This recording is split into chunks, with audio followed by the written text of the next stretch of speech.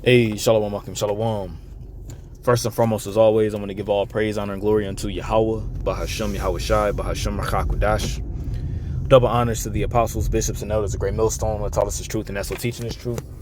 And much peace, love, and salutation to the elect, beginning with the 144,000, all the way down to the large multitude that believes and who the Lord will deliver in these last days. To you all I say Shalom. I'm the brother Tazamah from the great millstone Dallas camp, coming back today with another quick lesson, and I pray this lesson will be edifying to the elect.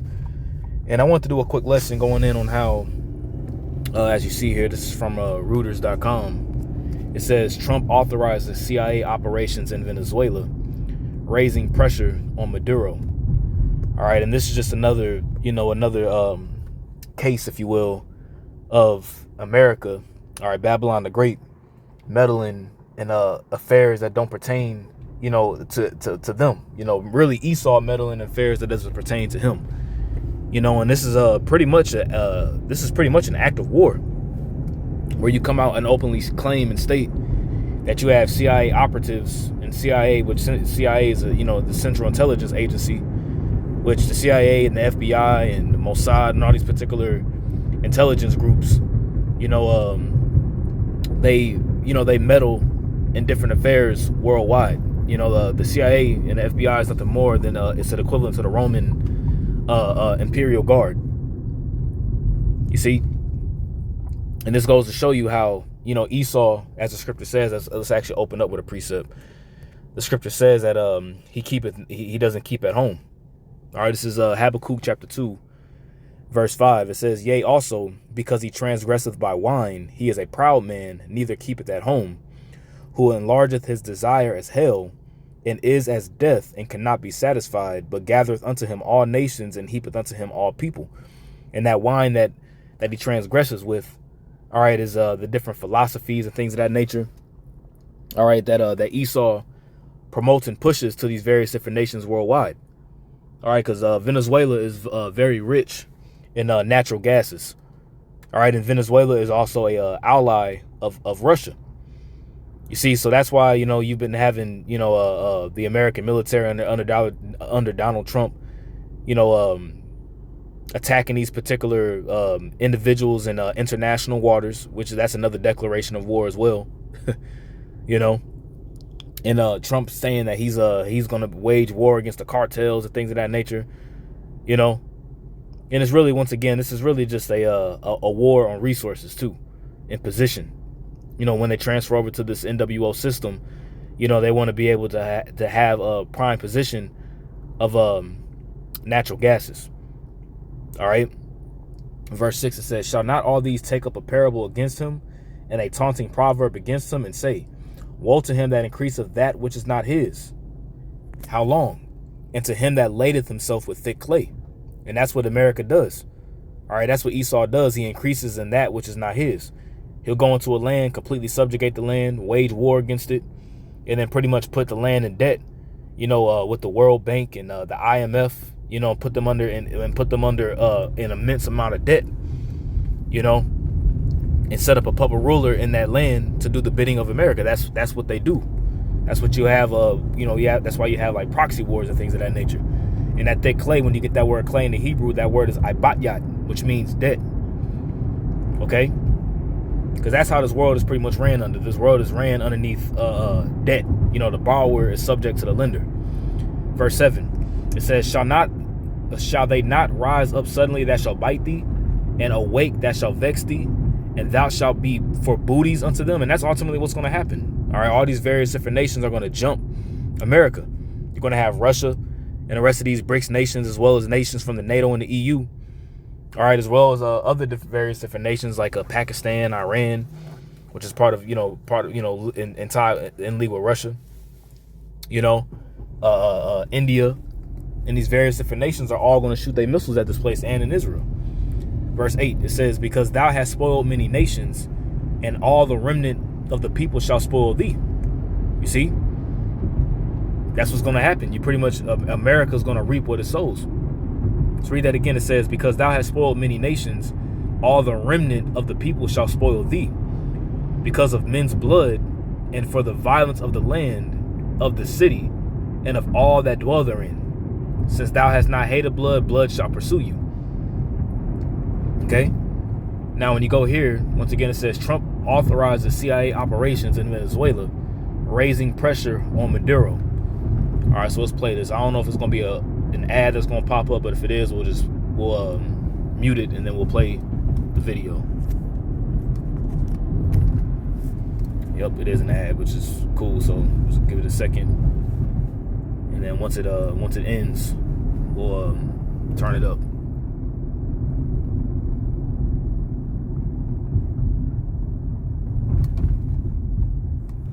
All right, so let's do this. Turn that up. To go into Venezuela. And is there more information you can share about these strikes on the alleged? Well, I can't do that, but I authorize for two reasons, really. Number one, they have emptied their prisons into the United States of America. They came in through the border. They came in because we had an open border policy. And as soon as that whole open border policy that was all set up by the left with Joe Biden and, you know, all these migrants pretty much coming through the border, that was all set up. You know, that was all set up, and it was a controlled opposition. Or you have something called the Hegelian dialectic, the Hegelian dialectic, which is problem, reaction, solution. They create the problem to incite a reaction, all right, to ultimately have a solution. And these things are already set up in advance, as the scripture says in Micah, the 2nd chapter. All right, Micah chapter 2, verse 1, it says, "Woe to them that devise iniquity and work evil upon their beds. When the morning is light, they practice it," or they do it, right? Because it is in the power of their hand. You see? So you have this whole battle, for lack of better words, from the, you know, you got the right against the left, you know, you got the conservative against the liberal, you have the Democrat against the Republican, you have, you know, all this madness when it's really, you know, it's really, they're really a part of the same beast. You got the left wing and the right wing, you got the left wing and the right wing, but, you know, it's still connected to the same body at the end of the day. You know, it's still all connected to the same brain, which is Esau, man. Esau being the goddamn devil that he is, man. So while Jake over here, you know, trying to be left and trying to be white, right, you know, you got these Jakes that are, you know, these black Christian nationalists and things of that nature, like Anton Daniels and, you know, these particular individuals who push you to be left, and then you got those who promote the right. You know, it's all just a bunch of bullshit at the end of the day. And it's really just Esau, Edom, all right, just funneling people into their new world order. All right, verse 2, it says, "And they covet fields and take them by violence." And you see, and this is pretty much the inception of America. That's how America was pretty much birthed. All right. Now it was by the will of Yahweh Bashim Shah for you know, the northern tribes to be overcome. Like the scripture says, "Gad, a troop shall overcome thee," but at the end, you know, pretty much, but at the end he will rise back up, for lack of better words. But America was coveted. You know, America was founded off of the rape, robbery, murder, and bloodshed of the northern tribes, man. Venezuela as well too. Okay, so it says, "And they covet fields and take them by violence," right? By the sword, all right, by disease warfare, right? It says, "In houses and take them away." It says, "So they oppress a man in his house, even a man in his heritage." And this is part of that wine. All right, this is part of that wine that's passed from Babylon, America, into these various different nations. Okay, and this is how Esau gets down. So they'll use this whole, you know, it's a border crisis. You know, they're just coming across the border.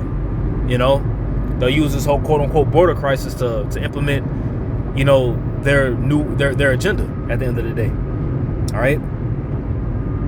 As soon as I heard that, I said, a lot of these countries, they're not the only country, but they're the worst abusers. Does the CIA have authority to take out Maduro? Oh, I don't want to answer a question like that. That's a ridiculous question for me to be given. Not really a ridiculous question, but wouldn't it be a ridiculous question for me to answer? But I think Venezuela's feeling heat. But and he didn't answer that because he knows that Maduro got a bounty on his head, man. And once again, this isn't anything new. This is what Esau does, man. He'll use, you know, he'll have particular operatives in a foreign nation, you That's why you have something called the Council of Foreign Relations. A lot of these quarrels, for lack of better words, and these uprisings, quote unquote, that you may see, is all really backed and orchestrated by the powers that be, the powers within. Like you had the Iranian Revolution, that was all set up by Esau, to get a foothold in Iran and take down the Shah. What was that? I'm gonna say that was back in the 60s, if I'm not mistaken. So once again, it's nothing new that Esau is doing. But I think a lot of other countries are feeling heat too. We're not going to let this country, our country, be ruined because other people want to drop, as you say, their worst. They have given us their worst. And there's that. You see? So it says, let's just look at the key points. It says key points give you the most important details from this article generated by AI, yada yada. It says U.S. President Donald Trump confirmed authorizing the CIA. The U.S. President Donald Trump confirmed authorizing the CIA to conduct covert operations in Venezuela, aiming to pressure President Nicolas Maduro's government. The New York Times reported this directive, citing U.S. officials as part of a strategy to remove Maduro from power. Okay. And once again, that's what Esau does, man. The scriptures tell you, in Proverbs 22, that you're not to remove your neighbor's landmark. You see, and that's what Esau has been doing throughout the whole world. We read it in Habakkuk, the 2nd chapter. He enlarges his desire as hell and is as death. Okay, so don't be surprised if there's some another event that happens in Venezuela. I remember they tried to take Maduro out by a drone attack one time on live TV. Remember, this is the same country or regime, if you will, all right, that executed a leader, Hassan, what's the dude's name, Saddam Hussein, pretty much on national television, man. Hung him on national TV, and you had all these Americans, hooting and hollering, and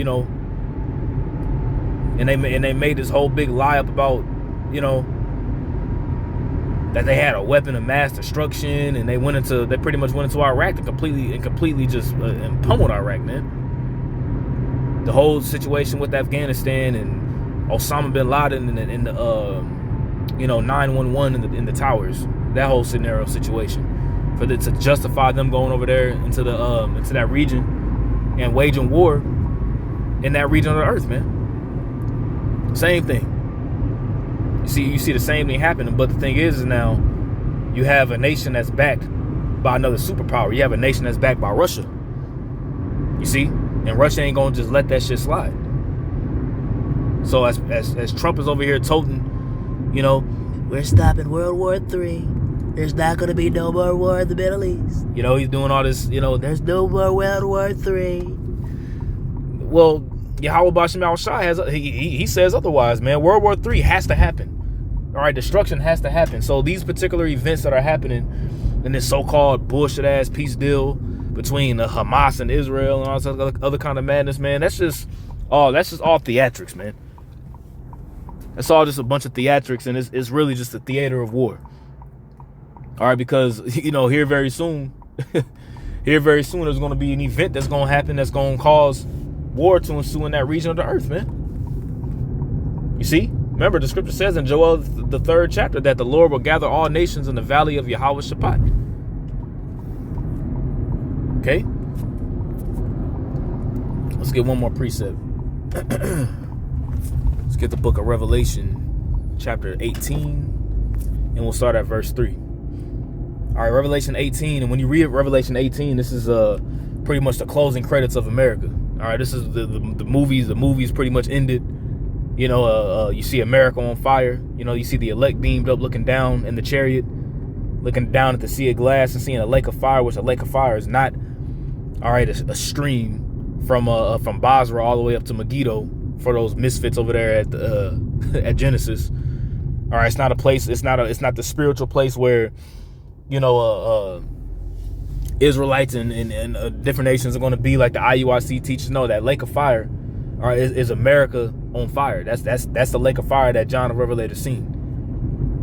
And when you read Revelation the 18th chapter, this goes into detail the destruction of America, Babylon the Great. All right, this is Revelation 18:3. It says, "For all the nations have drunk of the wine of the wrath of her fornication." All right, lining up with Jeremiah the 51st chapter.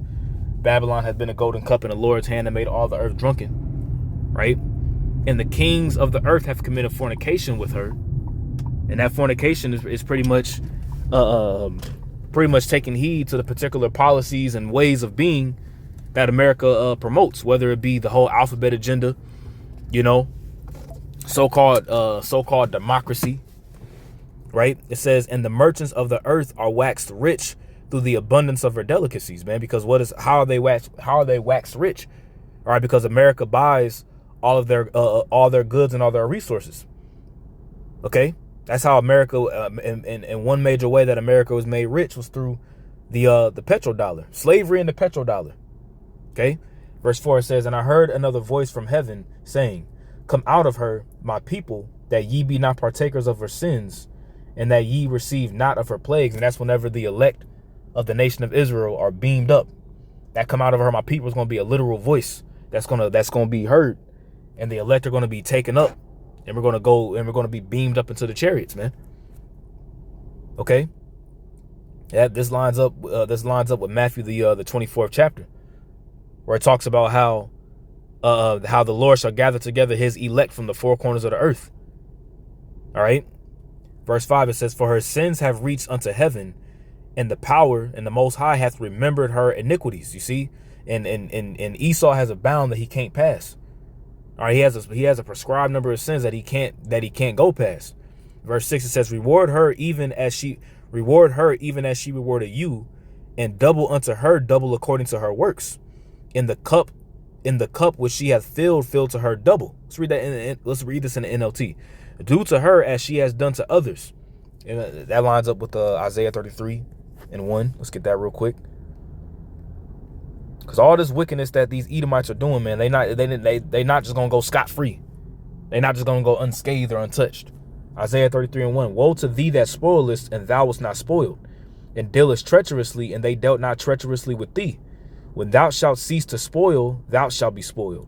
And when thou shalt make an end to deal treacherously, they shall deal treacherously with thee." You're going to reap what you sow. Okay? So once again, do to her, in the NLT, do to her as she has done to others. Double her penalty, right? Or it says, or give her an equal penalty, right? Double her penalty. And the scripture says that the Lord's right hand will be turned unto thee. You see? Double her penalty for all her evil deeds. She brewed freshly brewed. She brewed a cup. She brewed a cup of terror for others. So brew twice as much for her. So it's like, man, here it is. You brew a cup of espresso. You know, and espresso's that strong shit. You know what I'm saying? But here it is. You about to get a triple. America about to get a triple espresso shot. A double espresso shot. She brewed a cup of terror for others, so brew twice as much for her. And the cup of the Lord's right hand is going to be poured out without mixture into this mug, man. Due to all the terror and all the wickedness that America, all right, and these Edomites push on a day-to-day basis, man. I remember there was a video. I remember not a video, but it might have been a like an article that I seen some years ago, where it showed how many bombs were dropped per hour. Matter of fact, let me see if I can find it real quick. It's gonna be crazy, man. How many bombs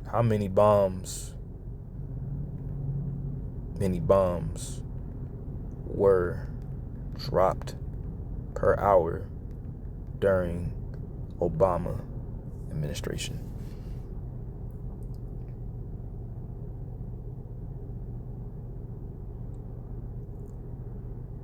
It says during his last year in office in 2016, the Obama administration oversaw the dropping of at least 26,171 bombs. Based on this figure, the average rate for that year was approximately 3 bombs per hour. However, a precise per hour average for his entire 8-year administration is impossible to determine due to incomplete data and inconsistent reporting methods. The numbers of bombs dropped varied significantly throughout Obama's presidency, with the highest totals occurring in his final years. For example, the estimated total was 23,144 in 2015 and 26,171 in 2016. In contrast, the estimated totals were much lower between 2009 and 2013, ranging from 2,758 to 5,411 annually. But at the end of the day, what the point of what we're making is that 3 bombs per hour, that's a lot of destruction. You see, during Trump administration, I'm just curious. Let's just see. Look at this. Trump's military drops, and this is 2018. Trump's military drops a bomb every 12 minutes, and no one is talking about it. Every 12 minutes. And that was back in 2018. During his first year in office in 2017, U.S. forces under President Donald Trump dropped an average of about 7 bombs per hour. So this is more bombs, about 7 bombs per hour, or 165 bombs per day. The total number of bombs and missiles dropped in 2017 was at least 60,208. A 28% increase over the previous year, because this is the man of sin, man. It's just getting worse. Man, he drops a bomb every 12 minutes. God damn. But this man ain't the devil. This man ain't the son of perdition, the son of destruction. Anyways, I pray this lesson was edifying to the elect. Call hello, Yahweh, Bashem, Shah, Bashem, Kakwadash. Double honors to the apostles, bishops, and elders, great millstone that taught us his truth and that's what teaching is truth. Much peace, love, and salutation to the elect. Until next time, I say shalom.